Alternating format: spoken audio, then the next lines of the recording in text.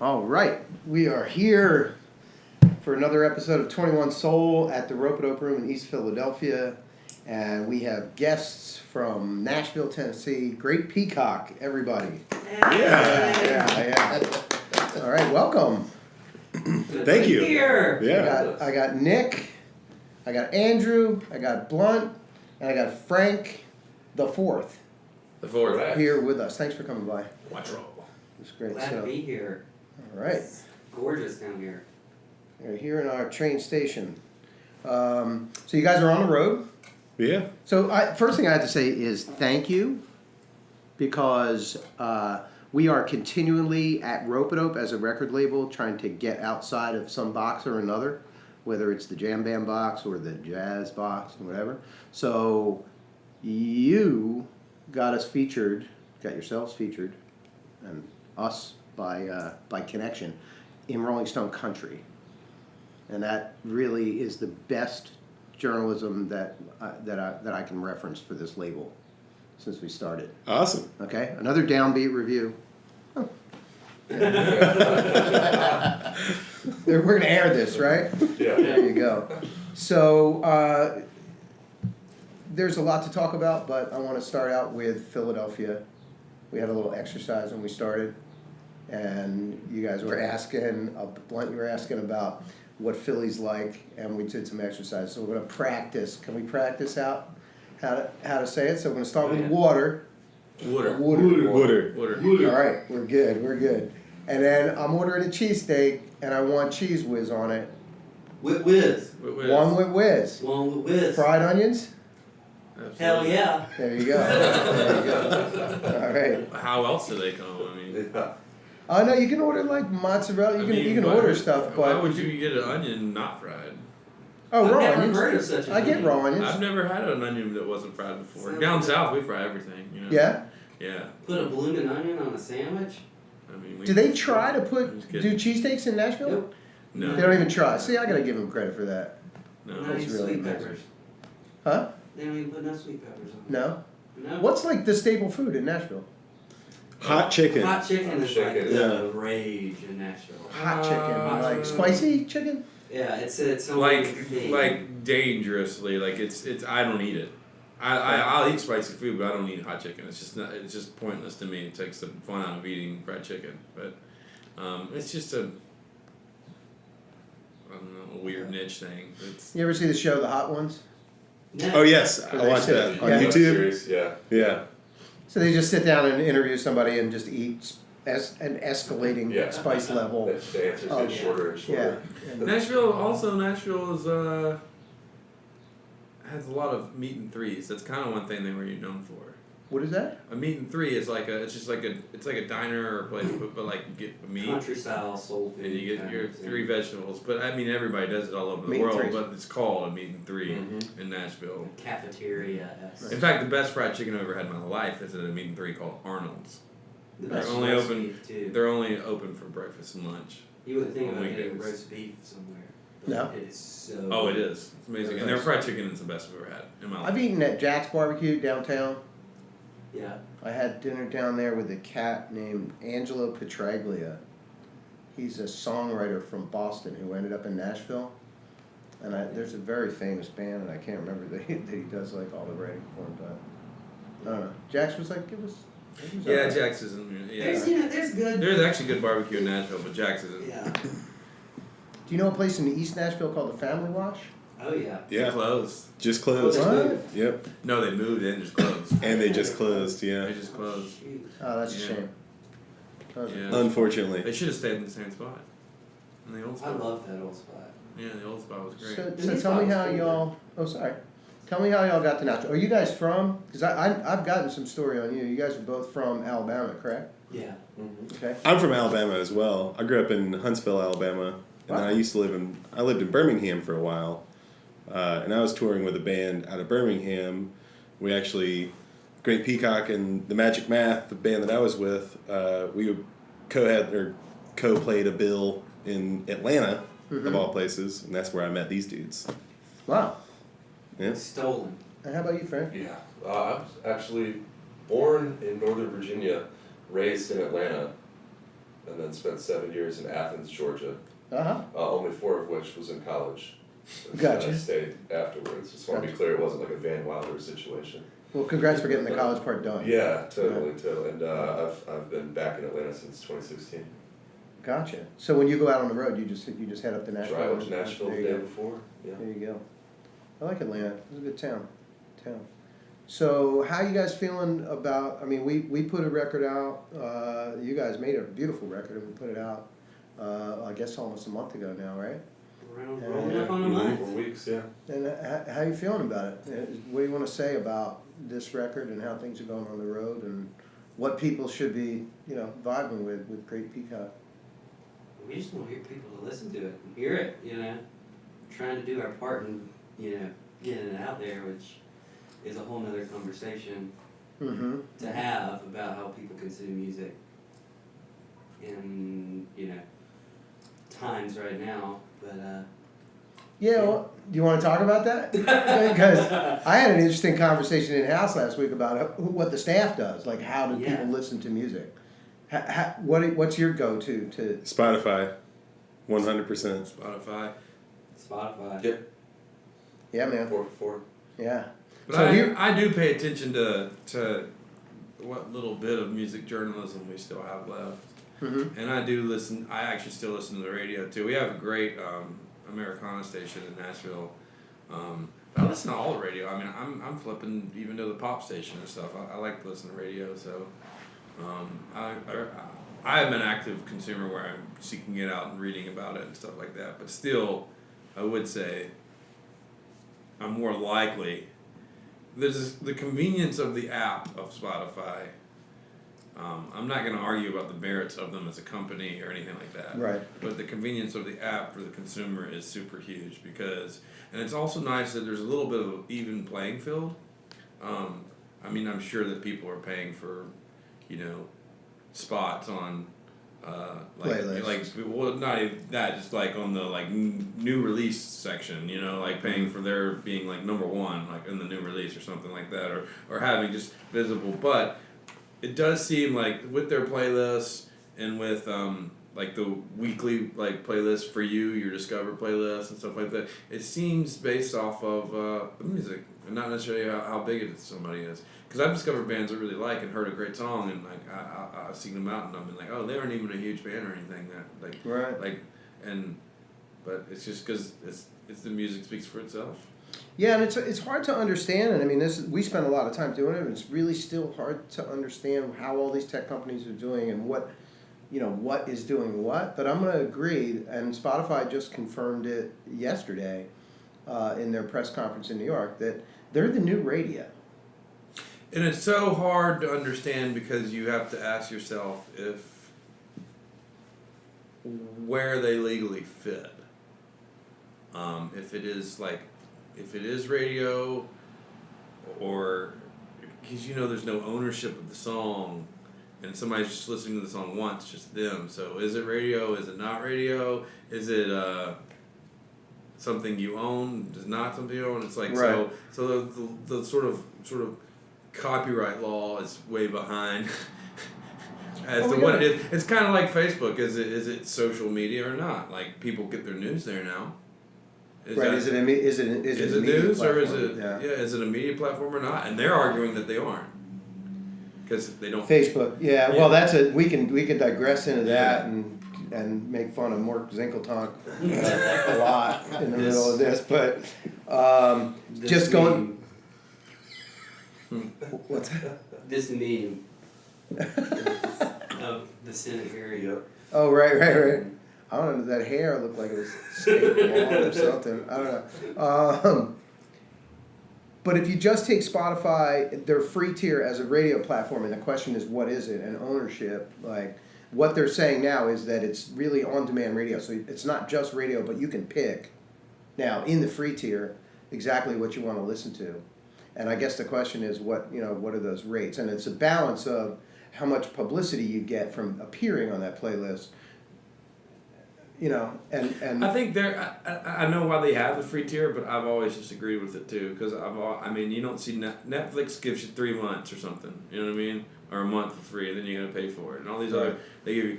I don't understand why music has to be so devalued that Right. you know. Well, you know, And some tech of the- companies in general. I mean, it's like content creators aren't the ones that are thriving off of technology. It's the tech companies themselves. Oh, I mean, and it's not even not even a comparison. I mean, they're multi-billion-dollar enterprises and people driving, you know, trying to make enough money to get a hotel room to continue to play their music. You know, Yeah. so something has to give. But I mean, there is that advantage that if you have a free tier that you can get accidentally discovered, and we play a lot with that. And we're looking at television because, you know, somebody asked me the other day, like, you know, who wants to own a TV show? It's never happened. Why do we own music? And I'm not agreeing with him, but you have to look at the comparison and see, you know. Yeah. And so the question is, how does an artist continue to make money? And it's difficult. I think I like to express in these interviews how difficult it really is. And if you want to comment on it, please Well, do. no one It's ever, like you're no one ever owned you're doing music. the grind. No one ever did own music. They just own a physical replication Uh-huh. of the recording of it. No one ever owned music. You never own the music. Good point. Songwriters don't own music. As a Right. music consumer, I don't buy music unless it's a vinyl record. Mm-hmm. You know. Mm-hmm. I just, it was funny because that's actually, as a musician, it's kind of bad for me to say this, but I just don't buy music because I spend my $120 a year on Spotify and I really enjoy it. Mm-hmm. Mm-hmm. Yeah, I don't know. I never thought, for me, a great melody can be in my head whether I hear the recording a million times or not. Mm-hmm. Mm-hmm. Oh, Maybe I'm I just a think weirdo. we're looking for the solution, and you know, since we have a camera on and people have a chance to listen to this, I think, and see this, you know, I think the answer, we're looking to the fans at this point in a lot of ways to mobilize and support. And you know, it's not a charity situation. It's just a simple, if you want quality music to emerge, then you should support people like yourselves that are spending time creating it. You know, working weekends all the time. You know, so. Yeah, for us, it's just getting our name out there. I think that's the hardest thing. It's such a oversaturated business now. I think the internet kind of ruined everything. I know that sounds mean, but We had a nice drunken conversation about that last yeah, night. we were hammered last night bitching about the internet. I mean, it somehow devalued everything.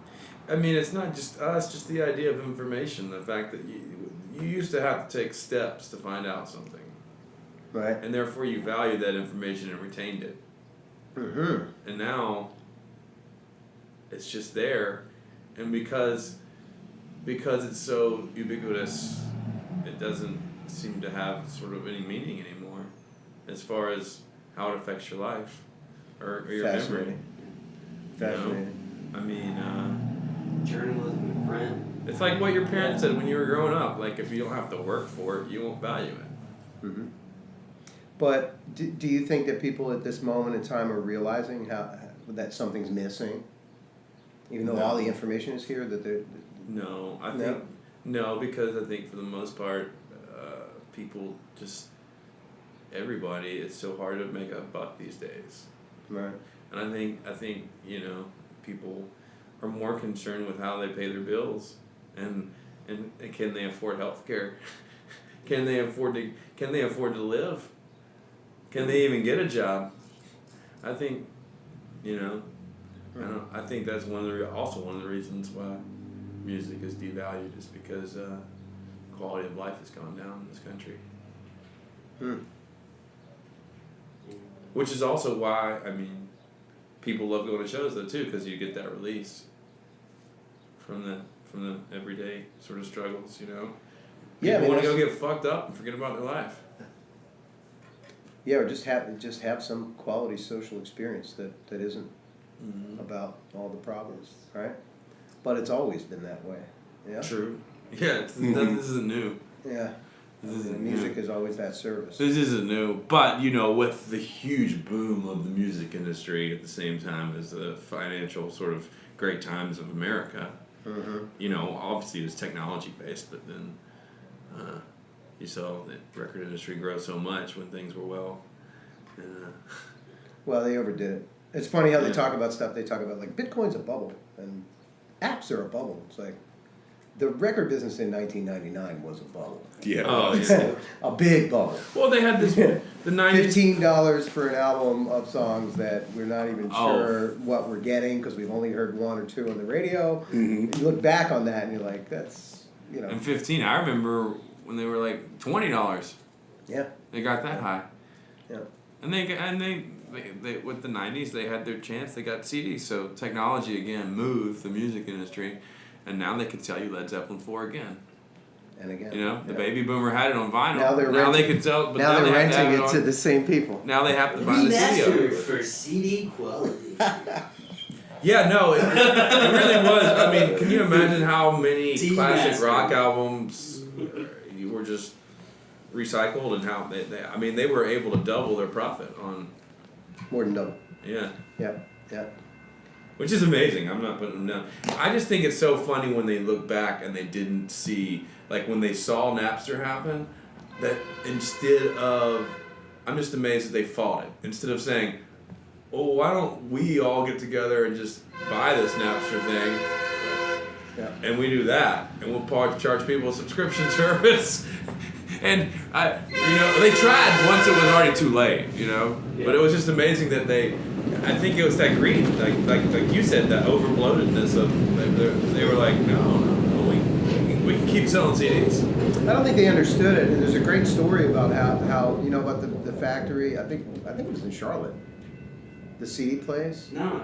There was like one dude who just was taking everything out the back door and popping it up on a like a message board or like a server, and just pre-Napster, it was just, and it's funny because I still think about remnants of that. So when my guy who goes and picks up the CDs like, oh yeah, the guy at the loading dock was like, man, I really like Snarky Puppy, and I'm like, don't tell the guy about us. Don't talk about the bands. Don't hype it up, because the next thing you know, he's taking CDs out of the back and putting them up on Amazon. Like that's the new way. When we mail CDs to radio stations, and we have tight control. We're not ubiquitous with where we put CDs. We'll do a mailing to 200 radio stations, and the next day, there's like 5 or 6 of them up on Amazon for sale.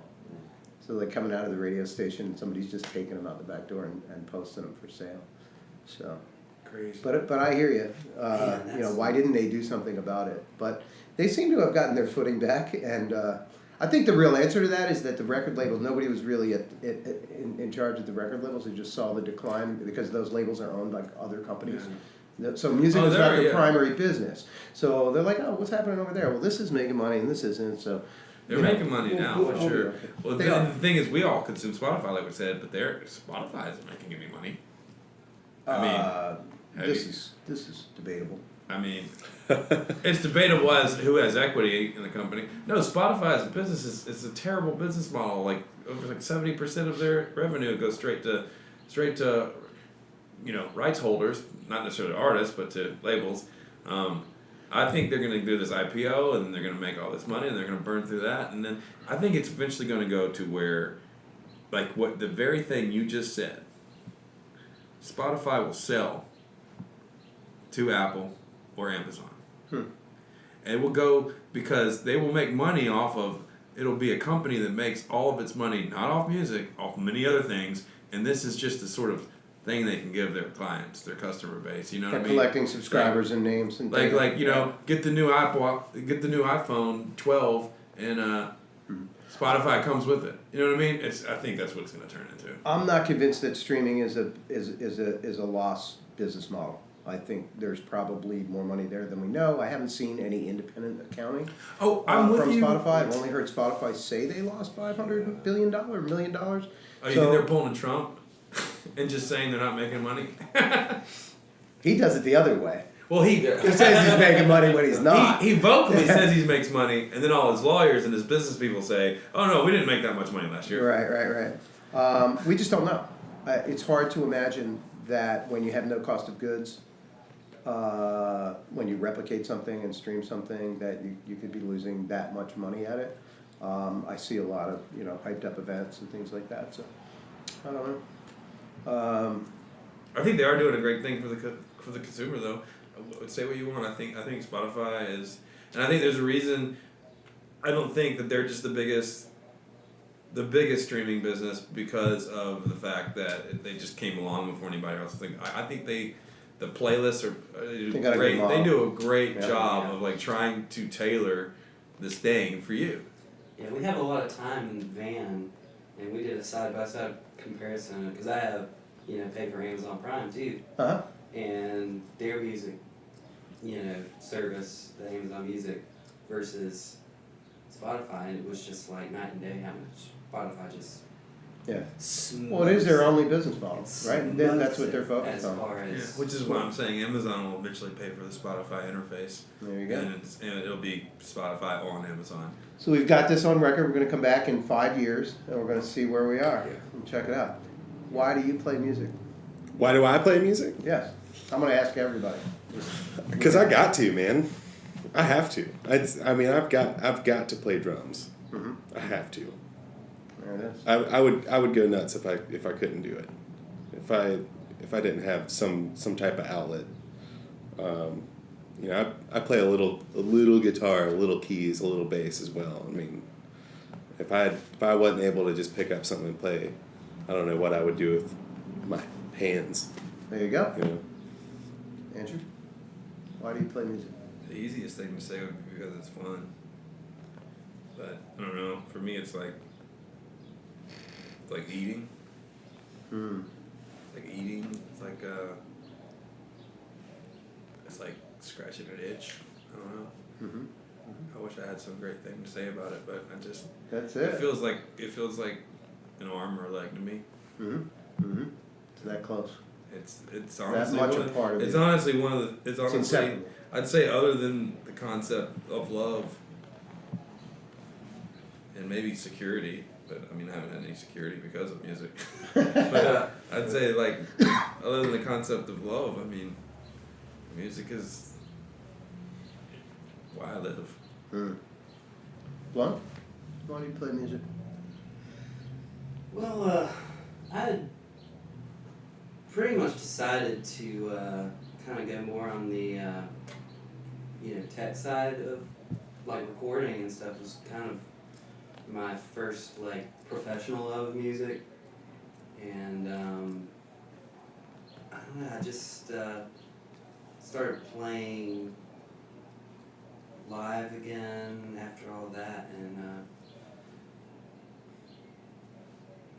really, it wasn't something that I was like, well, this is what I want to do, and I just kind of fell in love with the fact of playing music live, and there's something in it that it's hard to explain, in words to somebody who doesn't do it. Mm-hmm. There's something, intangible, high or whatever Of the spirit. that you get, and it's a beautiful thing that we get to share, and I fell in love with that. Even to a very small crowd of people, there's still something special about it that I get to do that is really in my heart, and would never not be able to do it in some form or fashion. Beautiful. It's I go on. Right? Yeah, I mean, I had to go last, and I feel like I have to say something different. But it's just, you just have to, and like Blunt said, it's kind of difficult to articulate at times, but it's an itch that needs to be scratched. Like you said about explaining it to people, I think that I've talked to people or tried to explain why before, or I've been in some other situation where the response I get out of someone is, "It's just music," and that's like one of the worst things I can hear from someone. Right. Something, oh well, you don't get it then. You're not going to be able to. Well, that's the intent of the question. I think those are all great answers, and the intent of the question is to try to communicate to people who will be watching this that how serious it is and how ingrained and inseparable. And I urge viewers to think about that, to just picture a silent world just for a moment, and investigate how important it is to you, and then find the ways that support it the most. Trying to get to. It's hard to figure out like what the intent is for me. Still, it's almost like trying to figure out. It's more of an existential question, like what I'm trying to communicate when I play music. That's the hard. It's like trying to figure that out is like asking, is God real? Right. But that's a lifelong pursuit to translate something. And I think that's right? Sorry, that's one of the reasons why I play music. Right. Exactly. Because I feel like I'm never going to get that answer, but I keep asking the question. The answer is the question. Well, I think we're close on time here. I want to say thanks to all you guys for coming by. Thank you. For making great music and for just being out there, making everybody's lives better. Really respect it. And thanks for being here. All right, Great Peacock, Gran Pavo Real, on Spotify and in many other places. All right. Physically. And for sale. Physically. And physically. Thanks, See ya. Lil. Thank you. Thanks, Liz.